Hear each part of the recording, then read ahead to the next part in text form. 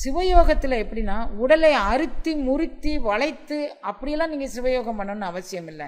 நீங்கள் கொஞ்ச நேரம் அமைதியாக உட்காந்து உங்களுடைய மனதை ஒருமுகப்படுத்துவதற்கு இந்த வாசியை கவனித்து கொண்டிருந்தீர்களானாலே இருகண்ணிலும் பெறக்கூடிய ஒளியை நான் பெறணும்னு அந்த சங்கல்பத்தை வச்சுக்கிட்டு கடினமான சித்தத்தோடு யாரிடமும் நடந்து கொள்ளக்கூடாது. அது எவராக இருக்கட்டும், கொலையே செய்ய வரானாலும் தன்னை கொல்ல வரும் பசுவை கூட நீங்கள் கொல்லக்கூடாது. மிக ஆழமாக நான் இதுலேருந்து வெளியே வரணும் அப்படிங்கிறது நம்மளுடைய உறுதிப்பாடு. மனத்திற்பம் அப்படிங்கிறார்.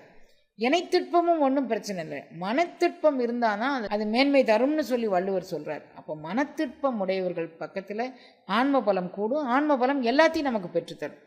அப்படி ஆன்ம பலத்தோடு கூடிய வாழ்வு நம்ம வாழணும். அப்படிங்கிறதுனால நமக்கு இந்த சரணாகதியும் உயிரிறக்க பண்பும் நாம் செய்யக்கூடிய சில பயிற்சி முயற்சிகளுமே போதும் நமக்கு சிவ ஒளியை இருகண்ணிலும் பெறுவதான சிவ ஒளியையும் ஞான ஒளியையும் மும்மலங்களை அறுப்பதற்கான யோக கனலையும் நமக்குள்ளே அது பெற்றுத்தரும்.